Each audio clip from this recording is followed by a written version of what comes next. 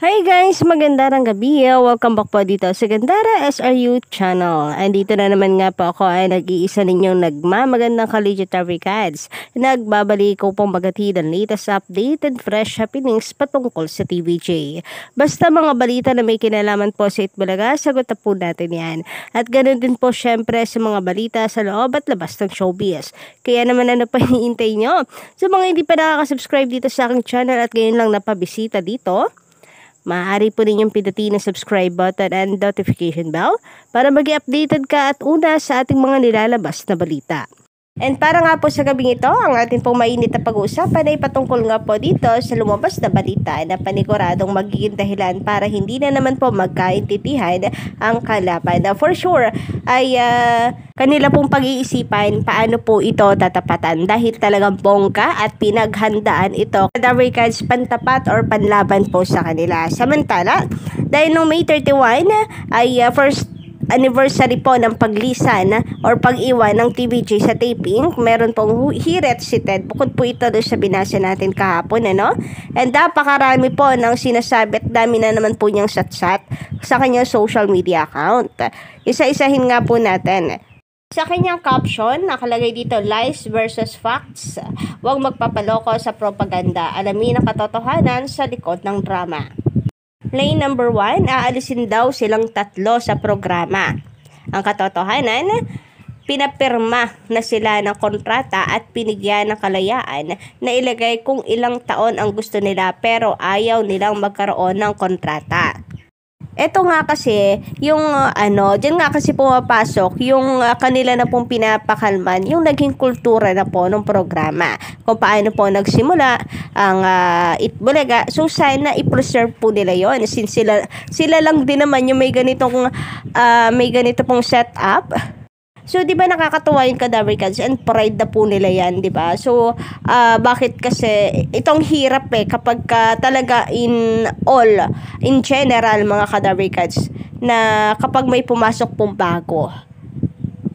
Yung culture, yung tradition, kapag talagang ginalaw, may aalma. So, sana inaral na lang din nila. Tumagal naman po ng ilang dekada, di ba, na wala pong kontrata. And yan po yung legacy ng Itbulaga. So, bakit? Para lumabas na sila talaga ang tunay na may-ari ng Itbulaga at hindi po makawala ang TVJ. Para meron silang rason na empleyado lang nila ang TVJ. Line number 2 daw. Gustong palitan ang bagong management ang ibang co-host at wala silang karapatang gawin yon.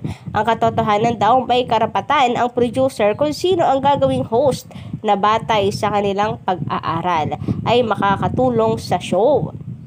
So dito palang lumalabas po mga Cadaver Cards yung pagiging talaga, it's all about business. Wala na po yung pinagsamahan. Kung palagay nila, ay ayaw ko na sa'yo, tanggalin na lang kita. Bali wala na yung pinagsamahan mga Cadaver Cards kagaya ni Raisa May Dizon na nanggaling talaga sa kanila home growth. Tapos tatanggalin? Yung nagpasikat na nagawa po ng magagandang segments, kagaya po nila Miss Jenny Ferre, tatanggalin. Just because for them wala nang pakinabang. Line number 3, hindi daw sila pinayagang mag-live kaya biglaan silang nagdesisyon na mag-resign. Ang katotohanan, nag-post ng asawa ng isang host na may big announcement na gagawin ang trio. Kaya hindi sila pinag-live dahil gusto ng management na kausapin uli ang 3 upang hindi umalis sa show. Grabe naman kasi. Big announcement, buntis po niyan. Si Pauline Luna, di ba pwedeng yun yung big announcement nila? Si Pauline or si Poleng po ang nag-post. Line number 4, biglaan ang desisyon nilang mag-resign. Ang katotohanan, February pa lang ay nag-file for trademark application ang trio at noong May 24, 2023 ay inilabas naman ng SEC ang registration ng kanilang production company. Kaya ito ay totoong pinagplanuhan at hindi biglaan. Bakit? Pati naman ang taping, 'di ba? Pina-registered nila ang titulong Itbulaga nang hindi po alam ng TVJ. Hindi di pa po pwede magkaroon ng plan B. Kayong matagal na nga may lumot, hindi po na maayos-ayos. Gustong angkinin ng taping katitulong Itbulaga, kaya siguro gusto nilang bigyan ng kontrata ang TVJ, etc. Bagay na hindi po hahayaan mangyari ng TVJ. Buti nga hindi sila pumayag kasi pag nagkataon, nako, wala pong may kakatwiran ang TVJ na sila ay hindi empleyado ng taping.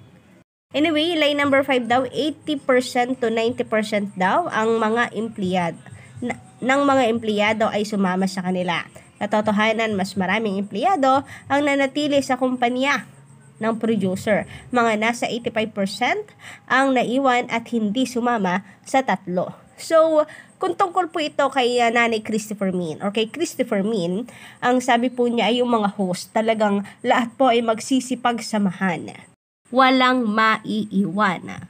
Line number 6, hindi daw binigay ang sweldo ng mga sumama sa trio. Ang katotohanan, binigay ang kanilang mga sweldo, separation pay, pati retirement pay ng mga kwalipikadong empleyado.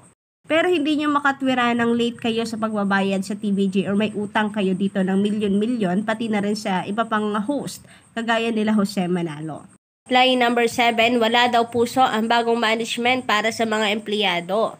Hindi na binawi o kinasuhan ng bagong management ang empleyadong sumama sa trio na bitbit ang company laptops at iba pang gadgets at may balanse pa sa kanilang mga loan.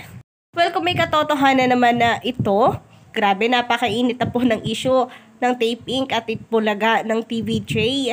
Sirang-sira na po yung pangalan nila. Siyempre, magpapalakas po yan kahit papano sa social media.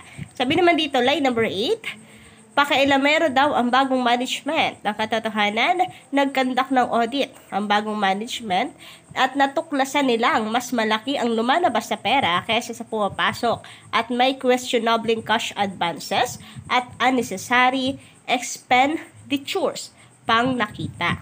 So, bakit hindi si Mr. T ang inyong guluhin? Siyempre, may say po siya dyan. And ano yung ginagawa nyo? Hindi nyo ba ginagawa yung part ninyo na lagi mag-audit? Kaya ngayon nyo lang natuklasan tapos TVJ ang guguluhin ninyo?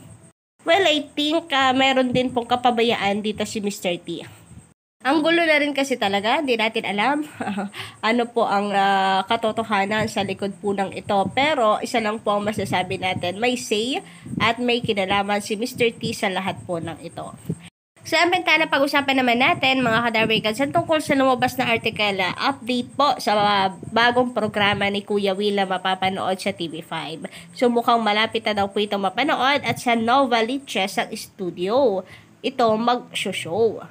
So, ibig sabihin lang nito, kung confirm, kas na po ang Novaliches Studio para sa Itbulaga na matagal na po iniintay ng mga Darwikans na lumipat ang TVJ doon. Nako, ang dami na talagang excited sa pagbabalik TV ni Willie Revillame. Napakaraming nangungulit tungkol sa TV5 show ni Willie. Talaga naman po kasi dami nag-aabang kailan nga kaya ipapalabas. Sana ay masagot na po yan. So nagtatanong naman na kami at sabi nga ay baka sa July na umere iyon. Nako, isang buwan na lang pala mga kadarwikans, no? Pero ang tanong, baka katapusan na naman po maganap yan, ha? Pero ito nga ang tanong, at saan naman ang studio ng TV show ni Willie? Sa Novaliches, isa sa mga studio ng TV5. Saka, chika ng isang insider na tinanong namin. Hindi nga lang sigurado. Ang sigurado, ang taong tinanong namin kung sinisimula na nga ba ang renovation ng studio na gagamitin ni Willie. Basta, sure lang ang source sa Novaliches nga ang studio na gagamitin ng TV host producer. Anyway, ang dinig ng source namin, ang bongga ng prices na ipamimigay ni Willie sa TV5. Mas bongga raw ang mga iyon sa mga pinamigay or napamigay na ni Willie Revillame sa mga naging TV show niya, ha? Talagang mapapawaw ka raw talaga.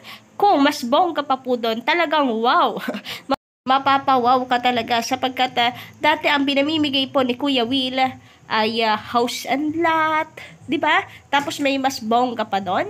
Nako, paano kaya ito tatapatan ng GMA Network? Base po sa chika ng PEP-PH ay ginagawa na po ng GMA7 ang programming nila or gumagawa na sila, naghahanda na sila ng kanilang ipantatapat sa wawawin ni Kuya Will. Hindi na sila magkaintindihan, no? Grabe, bongga ba naman po kasi at mas bongga pa ang kanyang ipamimigay sa kanyang bagong programa na ito. So, bongga ni Willie. Wow na wow talaga ang dating ng pagbabalik niya sa TV5, no? Yun na.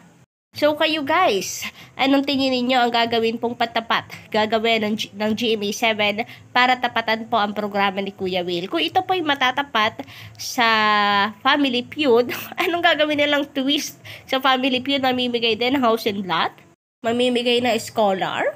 So for sure, masakit ito sa ulo at pag-iisipang mabuti ng GMA Network paano po nila ito tatapatan. So yun lang muna guys ang ating update sa gabi ito. Don't forget to click the subscribe button and of course the notification bell para maging updated ka sa mga susunod nating balita. Maraming salamat sa pagtutok.